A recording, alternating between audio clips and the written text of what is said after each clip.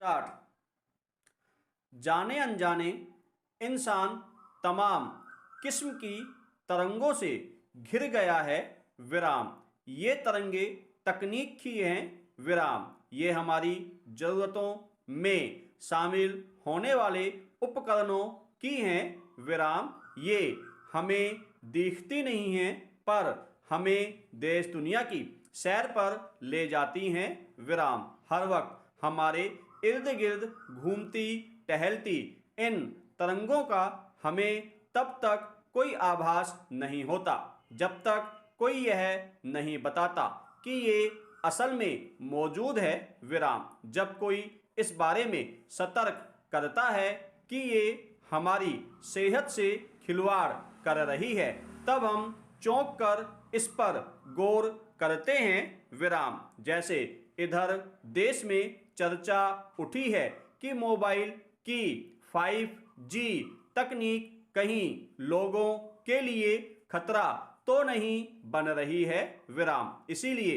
हाल में दूरसंचार विभाग ने साफ किया है कि 5G मोबाइल टावरों के परीक्षण से न तो हवा में कोई जहरीला विकिरण फैल रहा है, न ही इससे मौतें हो रही हैं विराम। असल में इस चर्चा का कोई वैज्ञानिक आधार नहीं है विराम। दूरसंचार सेवा कंपनियों के संगठन cellular operators association of India COAI ने भी ऐसी बातों को अफवाह बताते हुए कहा है कि दुनिया के और भी देशों में 5G मोबाइल नेटवर्क के परीक्षण हुए हैं, वहां तो ऐसी मौतें नहीं हुई हैं विराम। विश्व स्वास्थ्य संगठन WHO ने ऐसी चर्चा पर विराम लगाते हुए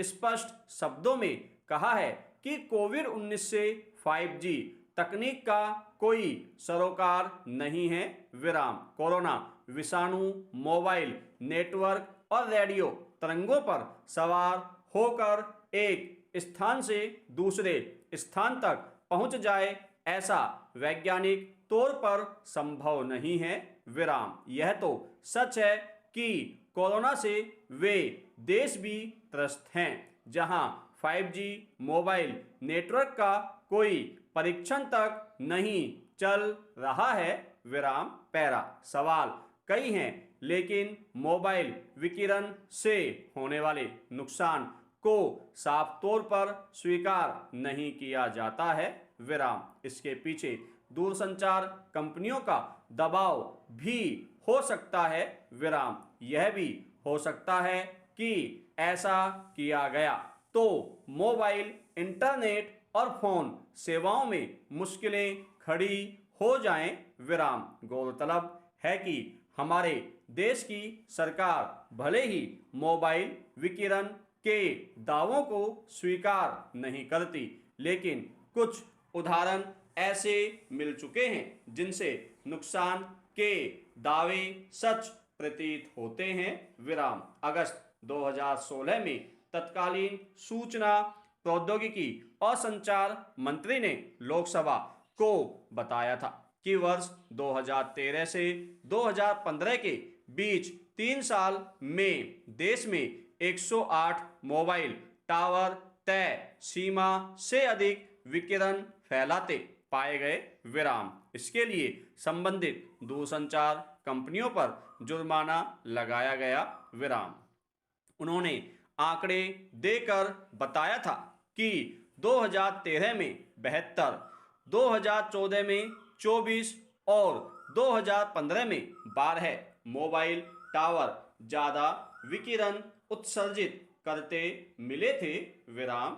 विकिरण की सीमा के उल्लंघन के मामले में दूरसंचार प्रवर्तन संसाधन एवं निगरानी क्षेत्र इकाई ने दोषी दूरसंचार कंपनियों पर 6.60 करोड़ रुपए का जुर्माना लगाया था विराम। हालांकि तब विश्व स्वास्थ्य संगठन WHO का हवाला देते हुए मंत्री ने कहा कि ऐसे टावरों से मानव स्वास्थ्य पर किसी प्रकार का दुष्प्रभाव पड़ने की कोई रिपोर्ट नहीं है विराम। लेकिन इससे यह प्रश्न उठ खड़ा हुआ था कि आखिर किस मंशा या आशंका के तहत मोबाइल कंपनियों पर जुर्माना लगाया गया विराम पैरा।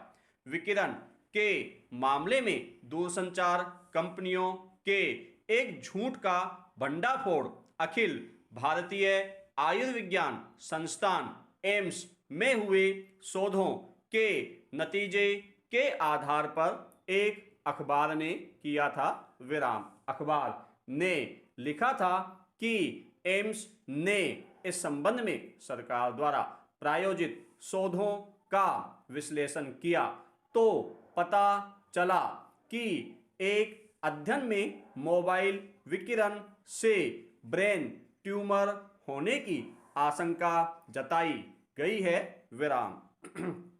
इसके उलट जिस अध्ययन को दूरसंचार उद्योग ने प्रायोजित किया था उसमें ऐसी आशंकाओं को प्राय खारिज ही किया गया था विराम। इन शोधों का एक विश्लेषण चिकित्सा के जर्नल न्यूरोलॉजिकल साइंसेज में छपा जिसमें बताया गया था कि सरकार द्वारा प्रायोजित अध्ययन का गुणवत्ता स्कोर 7 या 8 था, जबकि गुणवत्ता के मामले में दूरसंचार उद्योग के अध्ययनों का स्कोर 5 या 6 था विराम। कम गुणवत्ता के स्कोर का मतलब यह था कि नतीजे पूर्वाग्रह से ग्रस्त हो सकते हैं विराम। मोबाइल विकिरण की वजह से सिर्फ ब्रेन ट्यूमर की ही आशंका नहीं रहती बल्कि सेहत से जुड़े कई और खतरे भी हो सकते हैं विराम। संभवतः यही कारण है कि वर्ष 2011 में सरकार की एक अंतर मंत्रालयी समिति ने कहा था कि सघन रिहायशी इलाकों, स्कूलों, खेल के मैदानों और अस्पतालों के नज़दीक मोबाइल टावर हरगिज नहीं लगने चाहिए विराम। पर ये हिदायतें हवा हो गई विराम। अब तो आवासीय सोसाइटी और निजी घरों की छतों तक में ये टावर नजर आ जाते हैं विराम पैरा। समस्या का एक पक्ष यह है कि दुनिया के अरबों लोगों के हाथों में पहुंच चुके मोबाइल फोन में मौजूद रहने वाला रेडियो तरंग RF क्षेत्र शरीर के ऊतकों को हर हाल में प्रभावित करता है विराम। असल में हमारे शरीर का तापमान नियंत्रित करने वाली व्यवस्था इस RF ऊर्जा के कारण पैदा गर्मी को बाहर निकालता रहती है विराम। लेकिन शोध साबित करते हैं कि मोबाइल फोन से मिलने वाली फालतू ऊर्जा ही कई बीमारियों की जड़ है विराम, जैसे ब्रेन ट्यूमर, कैंसर, गठिया, अल्जाइमर और दिल संबंधी बीमारियां विराम। मोबाइल फोन पर तो सुरक्षात्मक आवरण लगाकर किसी तरह इस RF ऊर्जा से खुद को बचा भी सकते हैं, लेकिन घरों के नज़दीक बेहद शक्तिशाली मोबाइल टावरों के विकिरण से कैसे बचेंगे, क्योंकि उनसे जो रेडियो तरंगों के रूप में बेहद घातक विद्युत चुंबकीय विकिरण निकलता है विराम। ऐसा विकिरण आमतौर पर 2-2.5 मील के दायरे तक में फैला रहता है विराम पैरा। न्यूजीलैंड के जैव भौतिकी विज्ञानी डॉक्टर नाइल चेरी और चिकित्सा के नोबेल के लिए 3 बार नामित वैज्ञानिक डॉक्टर गेरार्ड हाईलैंड का कहना है कि दुनिया में मौजूद अभी तक के सारे मानक मोबाइल विकिरण के तापीय प्रभाव से आधारित हैं विराम।